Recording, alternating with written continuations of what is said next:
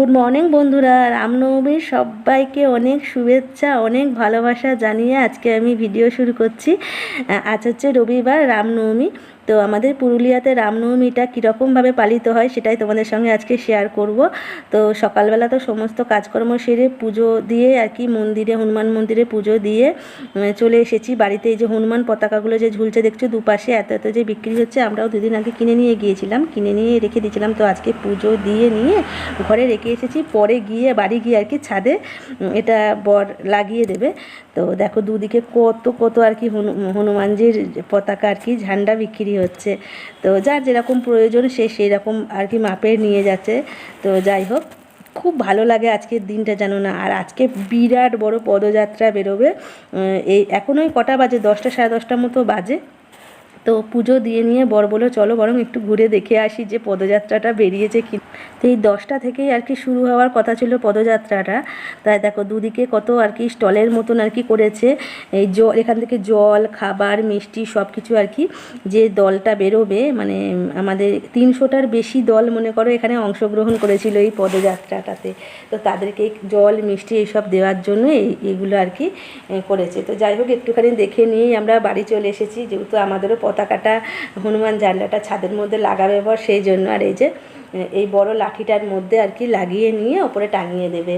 তো ভীষণ ভালো লাগে জানো তো। আর এই যে আম পাতাটা প্রথমে দেখলে, আম পাতাটা আর কি একদম ডগের কাছটায় আম পাতাটা দিয়ে দেবে। এটা কী নিয়ম আমি ঠিক জানি না, তবে দিতে হয়, সবার বাড়িতে বাড়িতে দেয়। তাই আমিও আর কি দেখে নিয়ে একটা আম ডাল নিয়ে এসেছিলাম, সেটা আর কি ওপরে বর বেঁধে নিয়ে এই পতাকাটা ওপরে লাগিয়ে দেবে।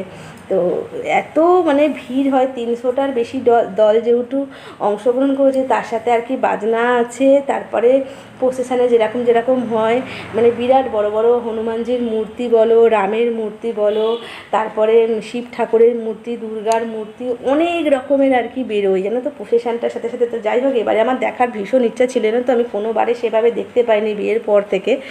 তো খুব দেখার ইচ্ছা ছিল, কিন্তু এবারে এত রোদ না, মানে কোথাও যে দাঁড়িয়ে নিয়ে দেখবো সে অবস্থাটুকু নেই, মানে এই রোদেতে শরীর খারাপ হয়ে যাবে এরকম একটা অবস্থা। তো বর বললো চলো বাড়ি চলো, বরং একটু তাড়াতাড়ি না হয় বেরোবো বিকেলবেলা, তখন না হয় দেখবে। তো যাই হোক, সেই করেছিলাম আর কি। তো বিকেল তো আর বেরোতে পারিনি, সন্ধেই হয়ে গিয়েছিল।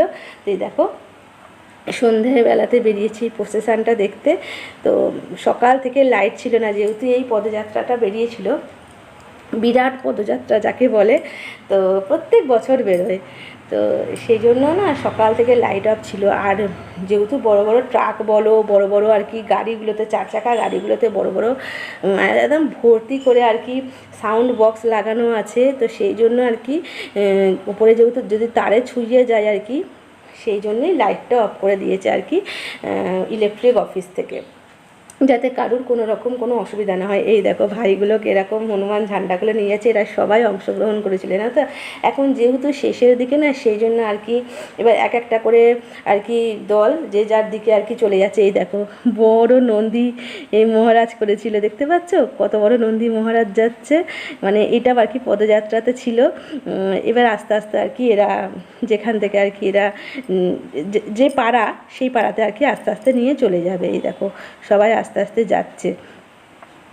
তো যাই হোক, বেশিক্ষণ দেখতে পারিনি, মানে খুব বেশি আর কি আমি পদযাত্রাটা দেখতে পারিনি। ওই খুব জোর 2-3টে দলের আর কি আমি দেখতে পেরেছি। বাকি যেগুলো 300টা দল তোমাদের বলছি, ওটা দেখতে হতো, তাহলে দুপুর দিক করে বেরোলে ভালো মতন তাহলে দেখা যেত জানো তো। তো কী আর করার, অত রোদের জন্য আমি তো বেরোতে পারিনি। চেষ্টা করবো এর পরের বছর একটু তাড়াতাড়িই বেরোবার। বরকে বললাম এর পরের বছর তুমি আমাকে একটু তাড়াতাড়ি নিয়ে বেরোবে, বর বললে ঠিক আছে।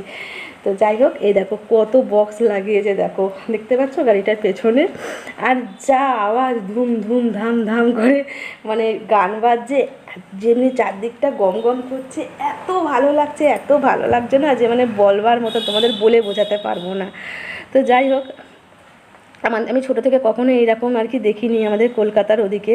তো এখানেই আর কি এসে বিয়ের পর প্রথম এরকম দেখছি। আর এই যে দেখছো আমার এই প্রথম আর কি সামনে থেকে দেখা, নাহলে কোনো বছর আমি বিয়ের পর থেকে দেখতে পাইনি। দেখো বড় হনুমানজির একখানা বড় আর কি মূর্তি নিয়ে গিয়েছিল, এটাও আর কি শোভাযাত্রাতে অংশগ্রহণ করেছিল সব এক একটা দল আর কি এরা। তারপরে দেখো রাম, সীতামা, রাম, এটাও আর একটা গাড়িতে আর কি নিয়ে যাচ্ছে। তো এবার প্রসেশনটা আর কি আস্তে আস্তে আস্তে আস্তে শেষের দিকে। আমি খুব বেশি আর কি প্রসেশন দেখতে নিই, খুব যে 2-3টে দলেরই প্রসেশনই আর কি দেখতে পেয়েছি। তো যতটুকু আমি দেখতে পেয়েছি ততটুকু তোমাদের সঙ্গে শেয়ার করছি। তো এরপর দেখো না লাইট অফ করে দেবে, কারণ যেহেতু এই যে দেখছি এত বড় বড় গাড়িগুলো যে ঢুকছে ট্রাকের মতন, বিরাট উঁচু উঁচু যেহেতু আর কি আছে, সেই জন্য এই দেখো লাইট অফ করে দিল, দেখতে পেলে? যাতে কারুর কোনো আর কি অ্যাক্সিডেন্ট না হয়ে যায়, সেই জন্য লাইটটা অফ করে দিল ইলেকট্রিক অফিস থেকে। এটা খুব ভালো কাজই করেছে, কারণ এত এত মানুষ আছে দেখতেই পাচ্ছ, সেই জন্য। তো অন্ধকারে যতটুকু দেখতে পাচ্ছি আমি ততটুকুই তোমাদের সঙ্গেও শেয়ার করছি আর কি। অন্ধকারে তো খুব বেশি বুঝতে পারছি না, কারণ হাই মাছ লাইটটা যেহেতু নিভে গেল লাইট অফ হয়ে যাওয়ার জন্য, সেই কারণে। দেখো একবার কত কত সাউন্ড বক্স নিয়ে গিয়েছিল, মানে সারা দিন এরা সেই সকাল 10টা থেকে আর কি ঘুরছে, এখন ওই সন্ধ্যে 8টা মতো বাজে, 8টা সাড়ে 8টা মতন আর কি বাজে। তো এতক্ষণ পর্যন্ত আর কি সমানে ওরা সেই সকাল থেকে আর কি একদম যতক্ষণ আর কি পদযাত্রাটা চলেছে ততক্ষণ আর কি এরা আছে। তো এবার আস্তে আস্তে শেষের দিকে হয়ে যাবে। তো দেখো ওইখানটায় আর কি নাচ গান চলছে, বিরাট নাচ গান। তো সামনেটা করে তো আমার বর যেতে দিল না, যেহেতু এটা 4 মাথার মোড়, অনেক গাড়ি যাচ্ছে, বুঝতেই পারছো। এই দেখো এই একটা স্ট্যাচু আছে, একটা বাঘ আর একটা মানুষ, এটা। তো এটা আমি দূর থেকে ঠিক বুঝতে পারছি না স্ট্যাচুটা কিসের। তো যতটুকু বুঝতে পারলাম একটা বাঘ বা একটা সিংহ আর একটা মানুষ, এতটুকুই বুঝতে পারলাম। আর এটা হচ্ছে একটা হনুমানজি আর কি, ওপরে সেই গদা নিয়ে উড়ে যাওয়ার মতন সেই যাচ্ছে।